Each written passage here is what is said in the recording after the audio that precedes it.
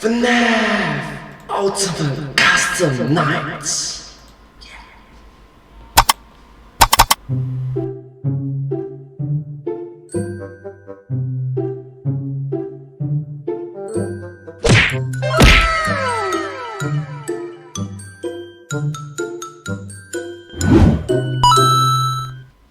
Hello everyone, welcome to this video. In this video, I'll be reacting to one of the videos from the YouTube channel The Game Theorists. This video came out in year 2018, so I think it's around 3 years ago. And it's about FNAF. So, let's start. Hi, I'm Masahiro Sakurai. Today I'd like to introduce you to the new Super Smash Bros. Game for the Nintendo Switch. Many fighters have appeared in the series. I'm sure you're all eager to find out who will be joining the roster this time. Please, take a look. Oh! Everyone is here. Oh, what? I'm sorry, what? What?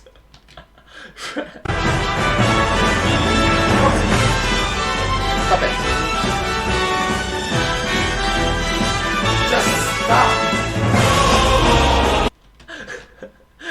Just stop. Wow, even Nugget is here. Wow.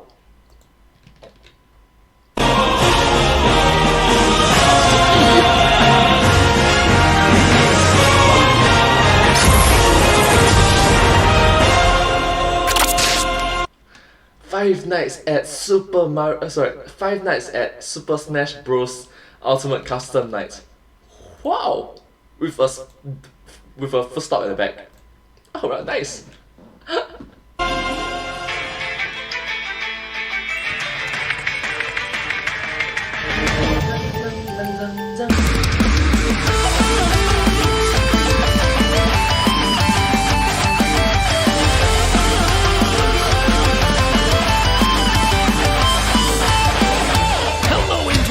Welcome to Game Theory, the William Afton of YouTube. I always come back.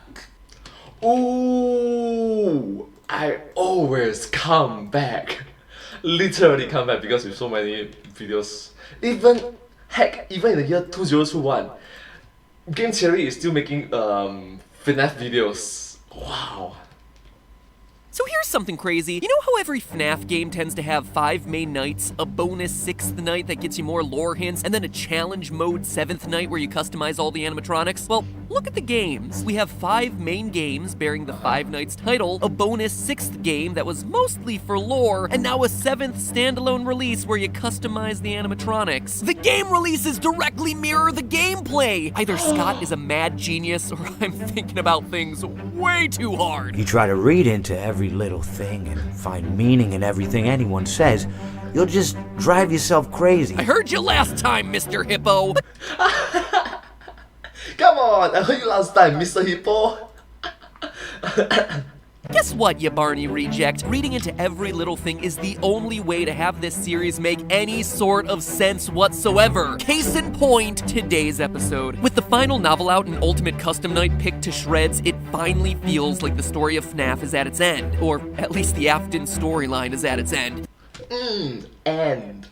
The series will probably come back to tell another story in the same universe later. I mean, it's exactly what Scott did with FNAF 4, the quote-unquote final chapter, of the original FNAF story. I see what you did there, Scotty. It's the final chapter of the original story. Oh my god, that's very funny. It's like, original story. But oh no, friends, he wasn't done. He even ended that teaser with a question mark if you brighten that screen up enough. Man, Scott, you really wanted to leave the door open for more games in the series, didn't ya? You were milking it more than I was. Or, I guess we're both milkmaids at the teat of Freddy Fazcow. Anyway, as they say in FNAF World, the pieces are in place for us. So it's time to take one final step back and put every single one of those pieces together into this, my final timeline for the final FNAF game. Oh my gosh, that's a huge red flag. It's like, final. Yeah. Though, let me save you some work. If you brighten the image you see on screen right now, you'll see that there's a question mark there, since, you know... I always come back. And I always come back. if he comes back, well, I gotta pull myself a Samurai Freddy and pursue the anime Fox of Truth wherever it may lead. Let's do this. Now, putting together a final timeline of events for this series is incredibly challenging and requires us covering a lot of really minute details from literally every element the series has ever released. This is my longest, most involved theory in 7 years, covering every square inch of the series. So fair warning that this episode is not for the faint of heart. It is extreme, a way for me to simultaneously flex my knowledge of the minutiae of the series, all while trying to come up with a satisfactory answer to pretty much every question it has ever thrown our way. And of With a vibranium shield, just block all the different questions. Oh, technically speaking, it can be broken. You know, Thanos just and broke it in half. But yeah, the more you know. Of course, there are some questions that don't have clean answers, which I'll be calling out for you as I go. So for those of you Oh, like Wakanda, the Black Panther, so the claw. who want to take the challenge and attempt a timeline on your own, let me first explain my thought process. As I was writing this episode, there are 3 hard and fast rules that I applied. First, it's important to note that I put greater emphasis on Put greater emphasis on information released more recently in the series. information that was released more recently in the series. While, yes, everything in the series is important, by FNAF 4 and even more so Sister Location, we can assume that Scott had a complete picture of the story in his mind. It's easy to forget that FNAF 1 was going to be Scott's final game after years of trying to be a game designer and hitting dead ends. Do you really think that he imagined a lore so deep that it would cover 8 games, 5 books, and countless teasers? That he predicted his story would be so massively popular that it would involve undead purple people way back when we were all just making memes about Foxy Swiggity Swooty coming for that booty? Now that I think about it, now that you mention it, and now that I think about it, it does sound fishy, isn't it? Probably not. So it's safe to assume that the newest information we're getting in the games is the most accurate in pointing to the final story he's looking to tell. So that's rule number 1. Rule number 2, adhering to key dates and events. Now, there isn't much that's certain in this story, which means that the things we do know must serve as fixed points that the other details fit around. We know for a fact from FNAF 1 phone calls that the animatronics are allowed to walk around freely until the bight of 87. We know from FNAF 3 calls that the golden spring-lock suits are eventually retired to a back room after a tragedy at a sister location, the FNAF 4 bight, which itself takes place in 1983. FNAF 3 also tells us that at some point William Afton tries to dismantle the robots, whose spirits rebel, causing him to become Springtrap, eventually getting himself sealed up behind a wall until the workers at Fazbear Fright discover his body and set him loose again. Details like those have to be our guideposts if we're having any hopes of getting anywhere in the story. That's sort of true. And lastly, rule number 3, realizing that this isn't just a simple linear timeline. Rule 3, realizing that this isn't just a simple linear timeline. That's correct. There's a possibility that this timeline is like split, or just round again. True. It's clearly established in the games that multiple Fazbear locations exist at the same time, and that the events in one affect what happens in other locations. For proof, just look at Phone Guy in FNAF 3. Welcome to your new career as a performer/entertainer for Freddy Fazbear's Pizza. Right now we have 2 specially designed suits that double as both animatronic and suit. After learning of an unfortunate incident at the sister location involving multiple and simultaneous spring lock failures, the company has deemed the suits temporarily unfit for employees. This not only tells us that the first Freddy Fazbear's Pizza had 2 golden suits, but also that the first Freddy's was open at the same time as the FNAF 4 Freddy's. The spring lock failure in the FNAF 4 location prompted the yellow suits to be retired in the FNAF 1 location. In short, a lot of these events overlap. Restaurants often stay open for years beyond what we see in the games, and everything weaves together in a way that's much more complicated than simply saying, this restaurant opened, kids died, it closed. The next one opened, kids died again, it closed. In all honesty, I suppose you could simplify it to that level, but we're not going to. I am holding myself to a higher standard. Go level of game theory. A slightly higher standard, but a higher standard nonetheless. So with those 3 logical rules in place, let's get analyzing. To begin, we have to identify who William's first victim was. Now, Alright, so let's start on dissecting the timeline. It's It's gonna be very complicated, by the way. I've covered FNAF a lot, but in all my theories, one thing has remained consistent since FNAF 2, that the puppet was first, Henry's daughter. She is the character who gives life to all the other animatronics, so it would just make sense for her to be victim numero uno. But outside Numero uno means number one. of that, it's always been just an assumption. And now that we've seen the event actually take place in the games, I think I've been wrong about it this entire time. Think about it. We have proof that William kills Henry's daughter in FNAF 6, but as I talked about in a previous theory, we see that later that night, Afton goes to a place called Junior's where he's turned away at the door. Now, why would Scott show us this? FNAF 6 was all about tying up loose ends. He's not just gonna throw in a random bar to establish that the Mustard Man is an alcoholic or anything. He's doing it to establish a timeline. The only time we hear of anyone being turned away from any building for any reason in this series is in FNAF 2. From what I understand, the building is on lockdown. No one is allowed in or out, especially concerning any previous employees. And the name Juniors makes sense in Scott's classic way of giving us clues that are meant to clarify things but really just end up confusing all of us. Remember, FNAF 2's location is the Grand Reopening, a second Freddy Fazbear's Pizzeria location. Oh, it's like a grand opening for second location, I guess. Is it? A junior location, if you will. And lastly, to further solidify the puppet coming later in the timeline, remember why Freddy's closed in the first place. It wasn't due to murders or animatronics going haywire. According to the FNAF 1 newspapers, people just got weirded out by a place where kids disappeared. Quote, after a long struggle to stay in business after the tragedy that took place there many years ago, Freddy Fazbear's Pizza has announced that it'll close by year's end, end quote. This all means that the missing children's incident where 5 kids go missing at a Freddy Fazbear's Pizza must be the first event of the timeline. William Afton uses the Spring Bonnie suit to lure 5 kids to the back, employees-only safe rooms that we hear about in FNAF 3, hiding their dead bodies in the animatronic suits. We can even figure out the order of who was killed when based on clues hidden in Ultimate Custom Night. We know with 100% certainty that Chica was first based on one of her death lines. I was the first. I have seen everything. That's about as explicit as you get with these games. From a storytelling standpoint, I hate that Chica's first because it really should have been Golden Freddy, so he could be the first spirit killed and the final spirit to haunt Afton in Custom Night, but whatever. Chica, aka Susie, is death number 1. She's So number 1, numero uno. lured away by Afton, telling her that her dog died. We see it in FNAF 6's Fruity Maze. We also read about it in the 4th closet. Quote, beside them was a little girl with blonde curls. I heard Daddy say he was hit by a car, but I knew it wasn't true. Bonnie told me it wasn't true. He said he found my puppy. And did he take you to your puppy? He took me, but I don't remember. My name's Susie. We even hear about it in the Chica anime cutscenes from Custom Night. I told him that someone ran over his dog in front of my house. Jeez, Scott, I know we were all looking for answers, but man, you beat that one over the head, didn't ya?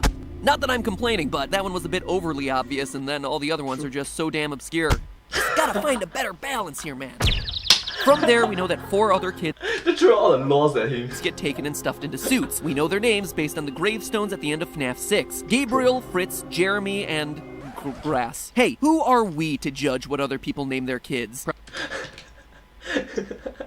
And grass. Well, technically speaking, it can be a name. So, hi grass. Hello. Some celebrities, kid. Oh, you must meet my children. This is Apple, audio science, and grass. All joking aside, though, loyal theorists will remember this last grave was giving me a lot of trouble during a past theory. You see, this book, the FNAF Survival Logbook, holds a ton of reveals about the franchise, but they're all hidden in code. Some I was able to deduce, some left me stumped. But a few hours after releasing my video covering the book, the mystery was solved by the brilliant deduction of game theorist subreddit user D Powerful1. D Powerful1 used the numbers that I had found, 52, 39, 15, 15, 7, 2, 10, 11, 8, and 11, and put them not into an alphabet grid for ciphers like I'd been doing and like the book was clearly hinting towards, but instead put them into the word search, of all places. Using the numbers as coordinates in the word search, you could spell the name Cassidy, a name that must belong to Golden Freddy based on the repeated use of Golden Freddy's signature line of "It's me" throughout the book, the gravestone imagery which lines up with the 5th mystery gravestone at the end of FNAF 6, and a mention of Cassidy in the final FNAF novel, The Fourth Closet. And that would be more than enough proof, but it's not all. In the novel, Cassidy is described as a girl with black hair. And what do we see in the logbook? The puppet giving cake to a little girl with black hair. The only human child in the logbook, no less. And it's happening on a page talking about your happiest day. A direct reference to the happiest day minigame from FNAF 3, where the puppet gives cake to Golden Freddy in an effort to release its soul. You can even hear a girlish laugh every time Golden Freddy is summoned way back in FNAF 1. Literally everything about this reveal lines up. Everything, of course, except for the pronoun of he being used to talk about the one you should not have killed throughout Custom Night, which, as we established last episode, is referring to Golden Freddy. But consider this, Golden Freddy is a male character. He's Freddy Fazbear, he's Fredbear. It's a boy. Yeah, I guess. Is it? It's very great. Regardless of the spirit that possesses it. So the gender confusion works here. Scott even used that to his advantage in the casting call, where he was specifically looking for auditions where, quote, the gender should not be immediately clear. It should work as either a young boy or a young girl. FNAF, teaching kids that gender is fluid, but only if you spend 4 years picking apart its obscure lore. Obscure lore. Yeah, by the way, FNAF is 4 years old this August. It's crazy, right? Oh my god, this video came out 3 years ago, so it's like 4 plus 3, 7. Oh my gosh, he's going to primary school already. Gosh, I feel old. Wow, I've been doing this for a long time. The last thing to say about Golden Freddy is proving that he gets possessed here, at the first Freddy Fazbear Pizza location rather than in FNAF 4 like most of us have assumed in the past. You see, in Ultimate Custom Night, you get an item called a Death Coin that can eliminate one animatronic from the game. But if you use it on Golden Freddy, you don't eliminate him from the game, you just get jump scared by Fredbear, and then hear some strange sounds. Ah!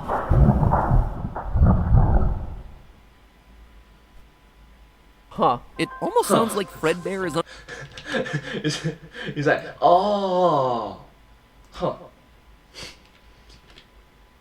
underwater, which we all know is gonna be terrible for those spring locks. Anyway, I played around with those audio files and got him to hear. Laughter, obviously. Let's find a suit that's right for you. And there was more fantasy and fun where I came from. That last one feels really random, right? Like, "Arrgh, I'm an angry spirit who just killed you, but let me tell you about my love of fantasy, fairies, and long walks on the beach first." That's very the irony. It's just weird, isn't it? It's like, "Arrgh, I'm gonna kill you, but I'm gonna talk to you about some fantasy and fun and magic. So yeah." What? I'm very in touch with my emotions. However, the phrase fantasy and fun is a direct reference to the first game in the franchise, where Phone Guy welcomes you to Freddy Fazbear's Pizza, a magical place for kids and grown-ups alike, where fantasy and fun come to life. It's Scott telling us that Golden Freddy is the same spirit who speaks to the crying child via the Fredbear plush at the end of FNAF 4, but who dates all the way back to the first pizzeria and the missing children's incident. Phew, you got all that? Good, because that's the easy stuff. Well, not easy, obviously, considering I'm on page 4 of this script and I've only just talked about the first event in the series. But there is consistent logic and evidence to back it all up. However, it's at this point that things get messy from a timeline standpoint. You see, right now there are 2 dangling threads of events that directly conflict with each other. 1, the first Freddy Fazbear location has to close so it can reopen sometime before 1987. However, it has to remain open at least until 1983 when the FNAF 4 bight happens, the event that prompts Phone Guy to call back to the FNAF 1 location informing them that the Springlock suits are being retired. Welcome to your new career as a performer/entertainer for Freddy Fazbear's Pizza. Right now we have 2 specially designed suits that double as both animatronic and suit. After learning of an unfortunate incident at the sister location involving multiple and simultaneous spring lock failures, the company has deemed the suits temporarily unfit for employees. This is important because Phone Guy later makes a point of saying that the Spring Bonnie suit is still being moved. Management has also been made aware that the Spring Bonnie animatronic has been noticeably moved. What? Oh my god. That's creepy. Which implies that Afton is still using it to kill kids, aka the missing children's incident is still going on even after the bite of 1983. That would all be fine except for point number 2. According to Hand Unit and Sister Location, Circus Baby's Pizza World is opened after Freddy Fazbear's is closed. Due to the massive success and even more so the unfortunate closing of Freddy Fazbear's Pizza, it was clear that the stage was set, no pun intended, for another contender in children's entertainment. Again, Who is knocking the door? this wouldn't be a problem if it wasn't for the empty girl's bedroom that we see in FNAF 4. As we established in a previous episode using the FNAF survival logbook, the crying child is Michael Afton, which would make this his sister's room, Elizabeth Afton, the girl who gets herself clawed and goes on to possess Baby on the opening day of Baby's Pizzeria. That's why she's missing and why her room is empty. But that can't happen if Freddy's is still open, and Freddy's can't be closed until the bite of 83 causes the spring locks to be retired so that Phone Guy can make his call. You see the problem there? Do you understand why creating a timeline of all this stuff is so darn complicated? Anyway, to move forward, we have to apply rule number 1 that I talked about earlier and throw out some of the Phone Guy information in order for the events to work. Freddy Fazbear's first location closes in the aftermath of the missing children's incident. With no pizzeria to serve as his murder den, Afton tries to launch a new restaurant, Circus Baby's Pizza World. It's important to note that this is an actual restaurant and not the underground rental service you see in Sister Location. We'll get to that one much later. Based on the name, we can be confident that this place has a clown aesthetic. Oh, it's a clown aesthetic. Why? Why? No, seriously. Why? Which makes it likely that all the animatronics who don't fit into the Freddy Fazbear series of restaurants were made specifically for this place. The mini Specifically for that. arenas, Balloon Boy, JJ, Dee Dee, and of course, the star attraction, Baby. Notice how they all even look alike. However, on day 1 of the restaurant opening, Elizabeth, Afton's daughter, finds herself alone with Baby and gets herself clawed. We know that it's closed on day 1, both from Baby's story and Sister Location. Did you know that I was on stage once? It wasn't for very long. Only one day. And from this hidden news story about a supposed gas leak posted on Scott's website in the lead up to the release of the game. This in turn explains The gas leak. The gas leak. Get it? Because it's a leak. Because it's a gas leak, so. a lot of the weirdness going on in FNAF 4. Why Elizabeth's room is empty. Why Michael Afton has nightmares of animatronics with stomach mouths. And why William locks Michael in his room and has so many surveillance cameras following him around. He doesn't want what happened to his daughter to also happen to his youngest son. You see why it's so important for Circus Baby's Pizza World to happen before the events of FNAF 4? Before 1983? A lot of pieces fit in place if it does. Anyway, in the aftermath of the tragedy, he buries Baby and most of the other humanoid characters underground in a facility that we'll eventually explore in Sister Location. The rest go on to the new and improved Freddy Fazbear's Pizzeria, which is set to reopen. Yeah, new and improved. Improved. But first, running parallel to all of this, and I mean all of it, is Fredbear's Family Diner. Not the sister location we visit in the game Sister Location, but the only sister location actually called a sister location by Phone Guy during his FNAF 3 calls about spring locks. An unfortunate incident at the sister location. We know for a fact that Fredbear's Family Diner is the FNAF 4 location based on this purple hat teaser that came out with the release of the game. Right in the image, look down in the bottom right-hand corner and fill in the blanks and you get yourself property of Fredbear's Family Diner. We also know that it should fit here in the timeline because of one small detail that Scott made note of with the release of FNAF 4's Halloween edition. Oh my god! Scott Coffin is an amazing game developer with all the small hidden Easter eggs and laws involved. Wow! I'm impressed! That's remarkable. While Nightmare Puppet and Nightmare Mangle weren't canon, he made it clear that Nightmare Balloon Boy was. Now, if I'm right about Circus Baby's Pizza World and the red-cheeked design of its characters, then the crying child would have come across Balloon Boy. He existed at this point in the timeline. Wow, you exist! But because both the puppet and Mangle don't exist until the FNAF 2 location, neither of them would be appearing in his nightmares. Therefore, not canon. Therefore, the timeline continues to make sense. So at this point, we know how the story goes. William is working there as what appears to be a suit technician. Michael Afton, aka the crying child, has witnessed his friends and maybe even his sister get killed. I mean, he's even locked in the supply closet with what appears to be the body of Golden Freddy. Safety is top priority at Freddy Fazbear's Pizza, which is why the classic suits are being retired to an appropriate location while being looked at by our technicians. At the end of the week, at his birthday party, he gets shoved into Fredbear's mouth by his brother, and crunch! He dead, son! The spirits of his dead friends, all 5 of them, remind them that they're still here for him, and the whole incident goes down in history as the Bight of 83, based on both the TV Easter egg in FNAF 4 and the code in Sister Location's secret room. Oh, but again, it's here that we hit another little wrinkle. Come on! Seriously, come on! But again, oh, jeez. You see, in the FNAF survival logbook, it asks Michael whether his favorite ride was the carousel, a feature that was only present in the FNAF 2 restaurant. This also coincides with my hypothesis earlier about the Midnight Motorist minigame and Juniors being another name for Freddy's version 2. It would make sense that that place that he's going to is indeed him running out to the new Freddy Fazbear's location. But we know Michael gets bit in 1983 and that the FNAF 2 location is open in 1987 based on the paychecks you see in the game. Fortunately, though, there's an elegant solution this time. The FNAF 2 location is just open earlier than we thought. Remember, Fredbear's Family Diner being open doesn't preclude a new Freddy's location from also being open at the same time. Oh, come on! Another restaurant for... Come on, don't do that.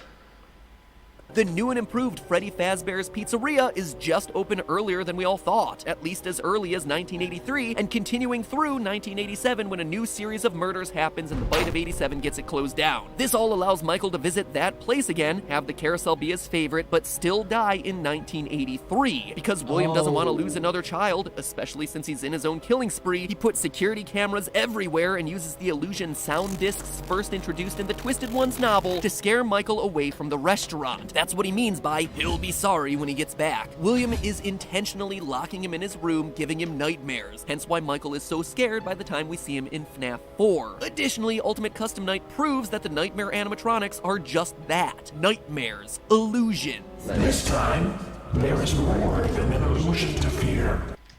Oh, just another nightmare, an illusion. Interesting.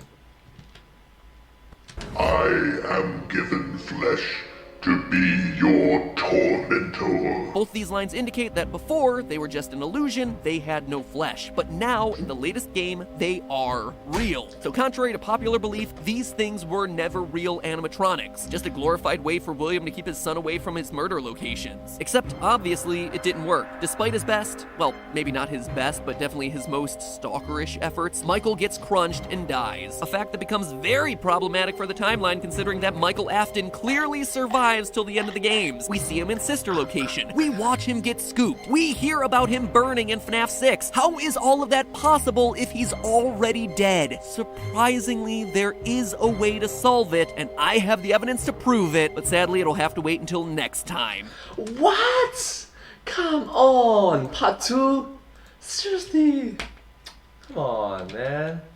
This ended up being a 12-page script, which there's no way that we can do all in 1 week. So in the words of Dee Dee, how unfortunate, this is a thing I hate to do, but the rest has to go in a part 2. Anyway, don't worry, we'll get it out as fast as possible. It's already written. I just need to divide this up for editing purposes. In the meantime, though, make sure you jump scare that subscribe button to... well, who knows what it does at this point, but it makes me feel good about the effort I put into this video, which is really nice, so make me feel good. It also improves the likelihood that you're gonna see the conclusion of this episode, which is even better. And in the meantime, if you missed my last FNAF theories, well, watch the ones from FNAF 6, linked on screen right now. You'll need them to really understand part 2 of this theory when we get into the more recent events. Now, if you'll excuse me, remember, that's just a theory. A game theory. I've gotta go roll into recording part 2 right now, so I'm gonna go do that. Yeehaw! Final FNAF theories!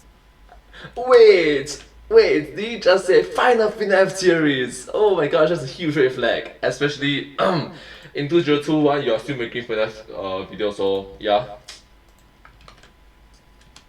Wait, now that we've spent an entire episode chronicling the fictional deaths of 10 to 12... Oh, no, I forgot the puppet, so that brings it up to a baker's dozen of 13. Now that we've accounted for all those children's heinous murders, let's talk about security. No, really, as it turns out, you don't need a human-sized security puppet wandering around your house to keep you safe, but you could probably use a VPN. They're smaller, they require less maintenance, and they are like 100% less murdery. Conveniently, the sponsor for today's episode is NordVPN, which, if you've never used a VPN before, is a great place to start. I've talked about online security and VPNs in a lot of other episodes, from the whole Watch_Dog series to a full episode of Game Lab where I hung out with real-world hackers. If you haven't seen those, you should probably check them out because they're what started my interest in using VPNs to begin with. Before that, I didn't really even know what a VPN was, but the short story about them is that they're a program that redirects all the data that comes in and out of your computer from the internet, thereby making it a lot harder for someone to hack you, or for other malicious stuff to happen to your devices. It's basically like your own personal internet filter. And there are two things that I like a lot better about Nord than other VPNs, because, like I said, after those Watch_Dogs episodes, I've tried a bunch. First, Nord allows you to connect 6 devices with just one subscription, meaning that you don't have to feel wonky about connecting to public Wi-Fi anymore, whether it's using your computer at McDonald's or your phone at Wendy's. I just really like fast food and the internet, and the combination of both those things, okay? Second, the Theorists team and I actually tested Nord's connection speeds relative to other VPNs that we've tried in the past, and objectively, it's way faster. As you can imagine, I go through a heck of a lot of internets working on these episodes, so to me, that was the single most important thing about a VPN. So if you've been worried about connecting to a sketchy Wi-Fi network somewhere, if you have roommates who are fast and loose with your home internet password, or you just want a little bit more protection for all your personal information, get yourself some peace of mind and check out Nord. There's a link to them down in the description below, so click it down there, or simply head to nordvpn.com/madpat, where they're having a huge discount off of their subscriptions with our code. Seriously, it is almost 80% off, which is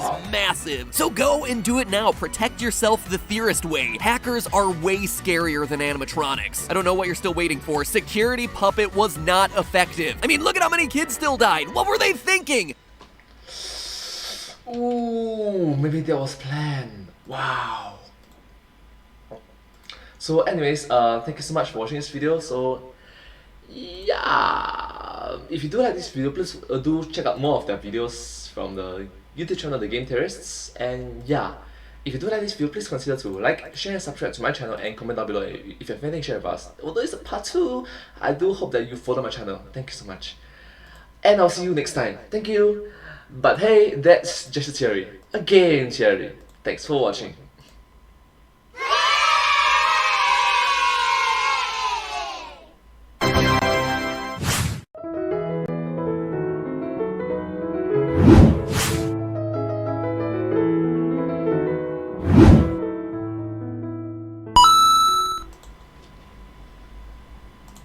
Thank you so much. Subscribe. Thank you. And this is part 2. This is part 1. So there's a part 2.